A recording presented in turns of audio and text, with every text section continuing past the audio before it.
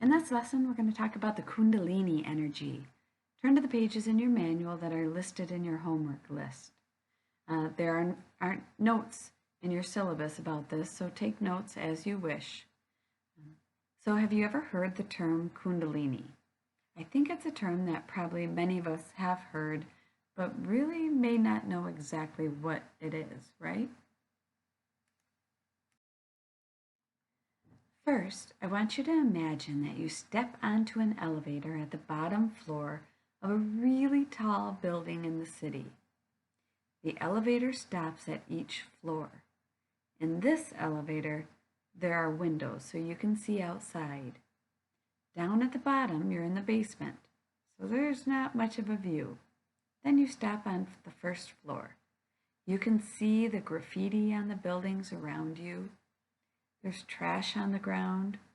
You feel a bit claustrophobic by all the people rushing around. But then the elevator rises up in floors. When you get halfway up, you see a wider perspective of all the buildings around you. And you no longer see all the mess and the graffiti.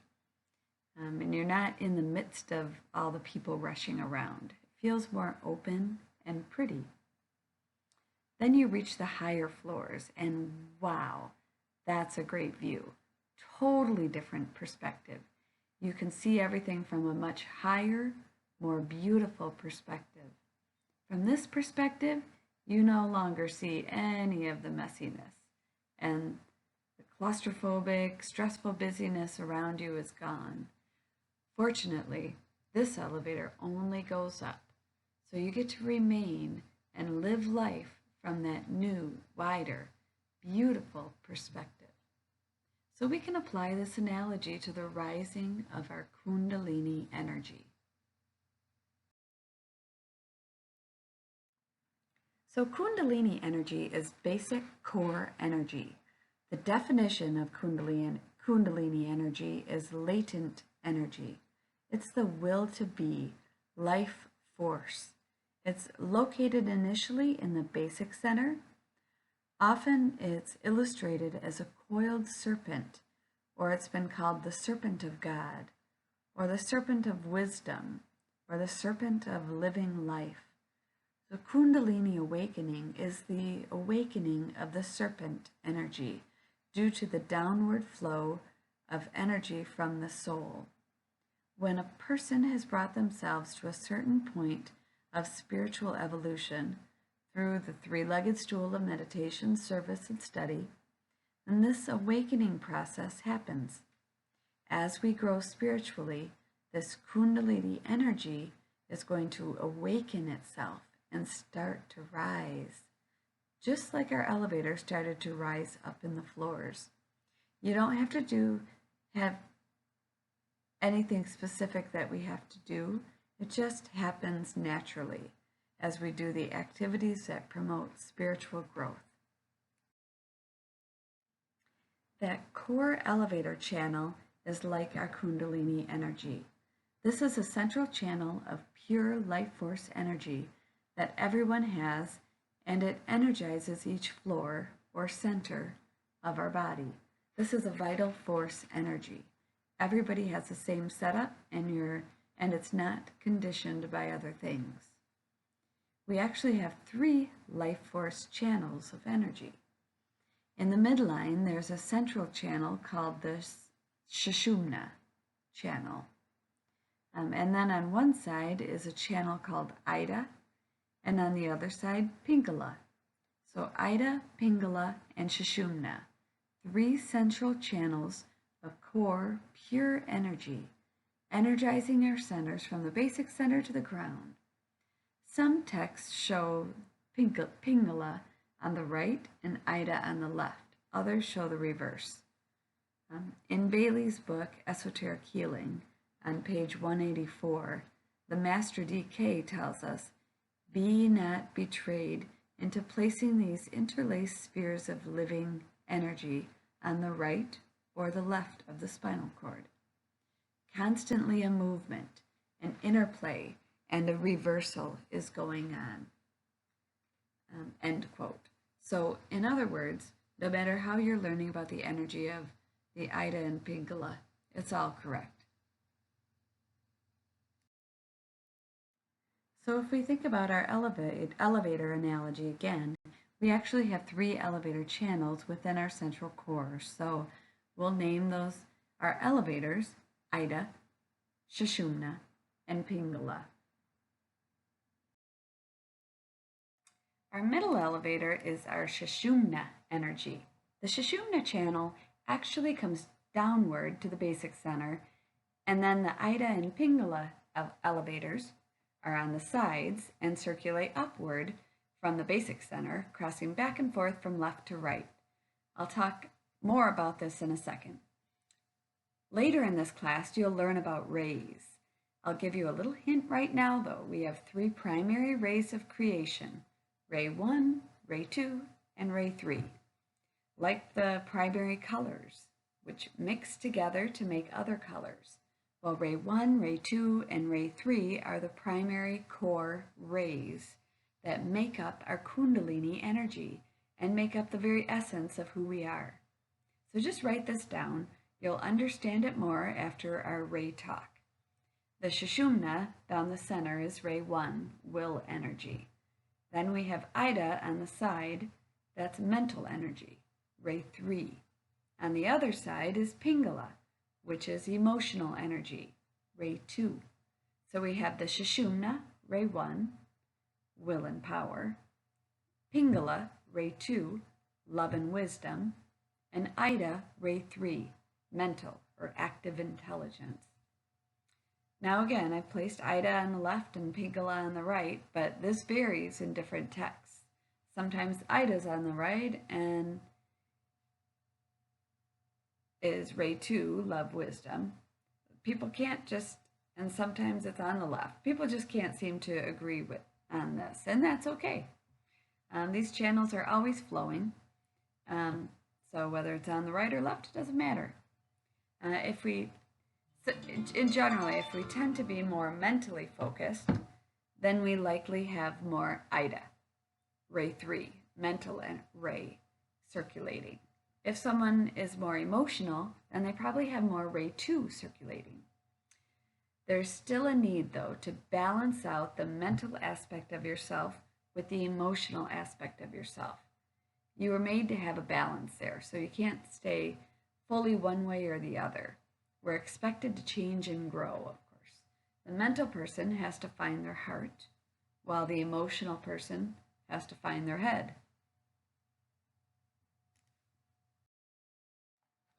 The way that we balance out the mental and emotional side is through meditation and breathing, and it's a natural process. If you're dominant in one or the other, mental or emotional, squared breathing can help to balance it out if you do it regularly. It works with Ida, Pingala, and Sushumna. When we breathe in, spiritual energy flows down the Sushumna into the personality while flowing up the Ida and Pingala channels. And then when we breathe out, the energy reverses and the energy of the personality flows back up the Sushumna towards the soul while flowing down the Ida and Pingala channels. This process is called the threefold way of approach and withdrawal. You don't need to memorize this now. Just know that there's a flow of the Ida, Pingala, and Sushumna, and there's an association with breath. As I do squared breathing, sometimes I imagine the flow of the Ida, Pingala, and Sushumna. Now, back to our image of Ida, Pingala, and Sushumna. Where there is a crossing of the Ida, Pingala, and Sushumna, we have a center. This differs in text. The center may be either at the point where they all cross, like the picture on the left. You see how it crosses at the center. Or it could be in between, with them crossing at points above and below each center, as you see in the picture on the right. It varies in text, so it doesn't make a huge difference. Just realize that the energy is circulating through and around these centers.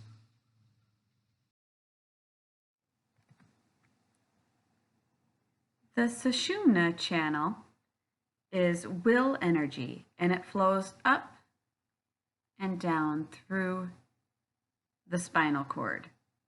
At the center of here's the Sushumna here. If we were, imagine looking like downward, from the top looking downward, we're looking through the Sushumna channel.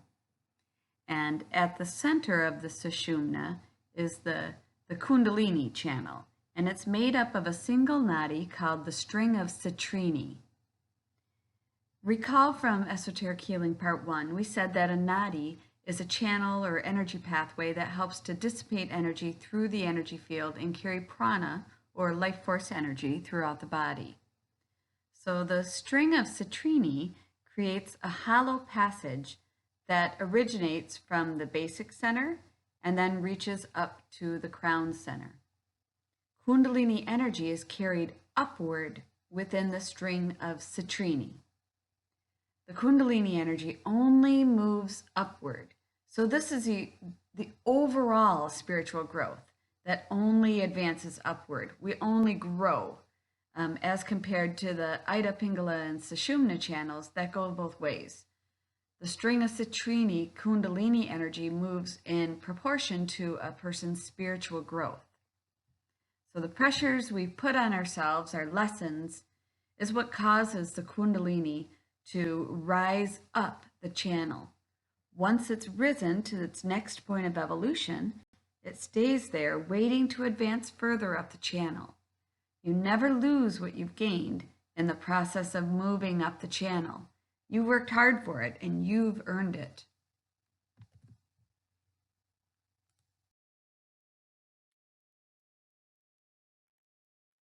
The Kundalini energy rises in response to our spiritual growth. As it rises from center to center, our perspective changes. It's not a fast process. It rises in response to that spiritual growth through persistent energy, dedication, and intention, like the three-legged stool of service, study, and meditation. As our Kundalini energy rises, it bumps into etheric webs around each one of the centers. Those webs protect us from ourselves. People who use psychogenic drugs can damage these webs, so they may not know where they're going, what time it is, what lifetime they're in, because they've prematurely opened up these webs. As we grow spiritually, that Kundalini energy rises and it rubs up against those webs and thins them naturally. It bumps up against it, and eventually the Kundalini rises up to the next center. So our perspective becomes different. Just like in that first single elevator we talked about, the view is pretty limited from the first floor. But if you move up to the top floors, it's much clearer and more vast. You see things from a different perspective. You see more at the higher levels, so your awareness and perspective improves. But these webs are in place to protect us so we don't move too fast, and we fully acclimate to each level before moving forward more. Recall in Esoteric Healing Part 1, we said that the conscious awareness of average humanity is at the level of the solar plexus. Each time we start to see things in life differently, and we gain a broader perspective and understanding. This is an indication that our consciousness is expanding. Through our own self-efforts, the Kundalini rises. When we start on our path, we may be very mental or we may be very emotional. But as the Kundalini raises, there becomes a balance between our mental and emotional states. It's all about the upward focus in our being. The Kundalini always rises. It never goes down. It only goes up as it responds to our spiritual growth. It wears through those layers of webs until finally it gets all the way up to the crown and opens the 1,000-petaled lotus. And then we have our second birth in Christ consciousness. Have you seen this symbol before? It's the medical symbol, right? It's a symbol for the AMA, or the American Medical Association. The actual initial AMA symbol was one serpent around a staff, representing the Greek god of healing, But due to a mix-up, the Army Medical Corps actually started using the caduceus symbol instead in 1902, which is a twin serpent wand of Hermes, if I said that right. That's the symbol we see most. It's considered a mistake, but was it? That mistake was actually corrected, and now the AMA has gone back to the single staff with the one serpent, as in the picture on the lower left, which is actually the current AMA logo.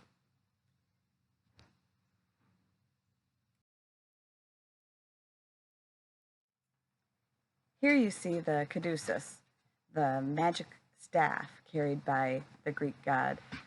The caduceus is the emblem of the messenger, and in India, it's a symbol of peace, harmony, and balance. The reason I even bring this up about this symbol is because it actually represents our whole chakra system, our rising vibration and ultimate ascension. Isn't that interesting? You see the Sushumna running down the center, the staff in the middle. Then the snakes on the sides are Ida and Pingala.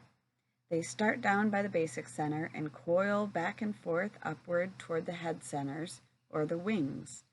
The metaphysical meaning of the snakes, or serpents, is transformation, shedding of the old. When we talk about the Kundalini rising, it's considered as the serpents awakening from their coiled position at the base of the spine. As the energy begins its upward spiral movement around the central rod, the energy also begins its movement upward through the string of Citrine to the crown center, and then the Sutratma from the pineal gland to the monad. The center head of the staff, or pine cone, represents the pineal gland of the crown center. Pine cones have represented human enlightenment, the third eye, and the pineal gland for eons. The pineal gland is the only other organ in our body that detects light besides our eyes. The wings of the caduceus are symbolic of the two petals of the ajna and the flight of enlightenment, or obtaining Christ consciousness. And now you know, so you'll never look at that medical symbol the same ever again.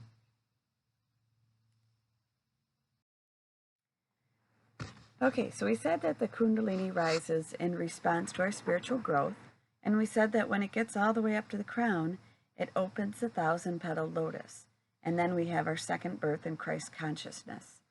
Isn't this so interesting? So, how does this happen?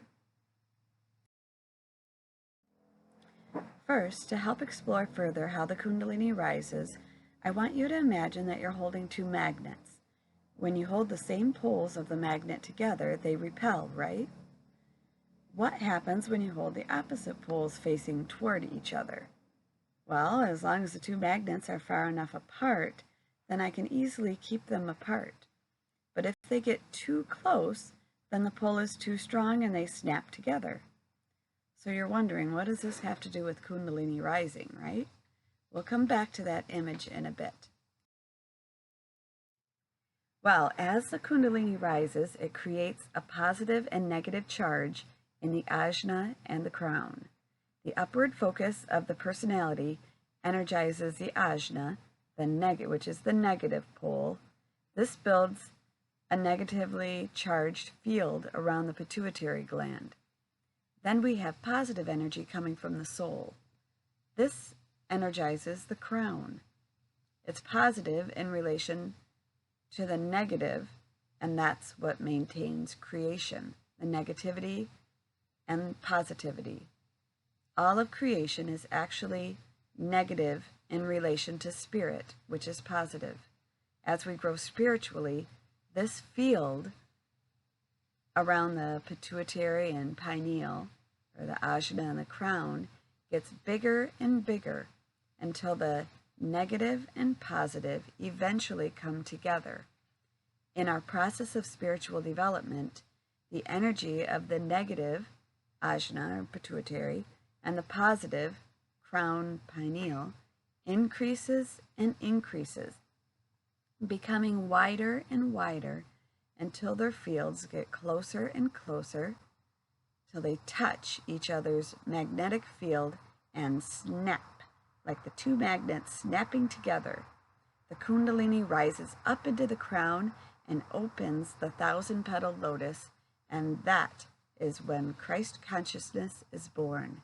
The two unite, and the light is one. And this is from Esoteric Healing 1, page 290, 291. In Bailey's writings, she talks about these two poles merging.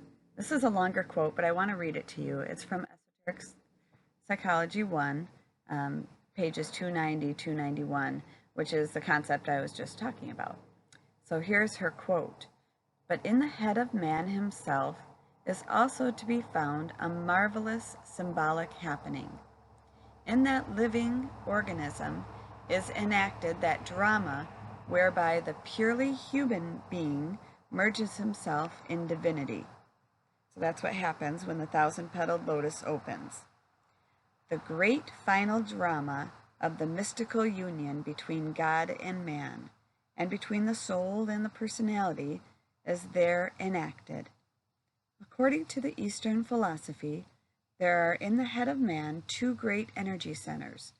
One of them, the center between the eyebrows, which is the ajna, blends and fuses the 5 types of energy which are transmitted to it and blended with it. Those are the energy of the 5 centers of the body. And the energy of the 3 centers below the diaphragm and of the throat and heart centers. The other, the head center, is awakened through meditation, service, and aspiration, and it is through this center that the soul makes its contact with the personality. This head center is a symbol of the spirit, or positive, masculine aspect, just as the center between the eyebrows is a symbol of matter, the negative, feminine aspect. So crown, spirit, masculine aspect, and ajna, the negative, feminine aspect. Connected with these force vortices are 2 physical plane organs, the pituitary body and the pineal gland. The first is negative and the second is positive. As the soul becomes increasingly potent in the mental and emotional life of the aspirant, it pours in with greater power into the head center. As the man works with his personality, purifying it and bending it to the service of the spiritual will, he automatically raises the energies of the centers in the body up to the center between the eyebrows. In other words, raises it up to the ajna. Eventually, the influence of each of the 2 centers increases and becomes wider and wider until they make a contact with each other's vibratory or magnetic field, and instantly the light flashes like the 2 magnets coming together, right?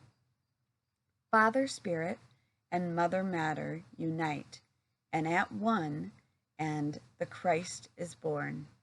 Except a man be born again, he cannot see the kingdom of God, said the Christ. So spirit and matter unite, and we are one. This is the second birth, and from that moment, vision comes with increasing power. So, according to DK, this is the second coming. It comes with the inner us. It doesn't matter what religion you are, this is going to happen.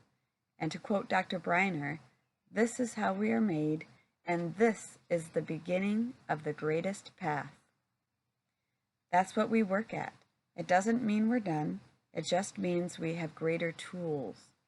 Then we understand and we function from a much broader, enlightened way than we do now.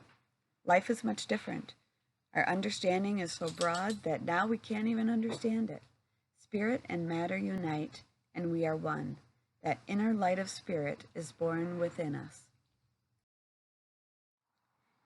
As our consciousness moves upward on this path, we have a higher perspective of things, and yet we still move through problems. It's the problems that puts pressure on us to change.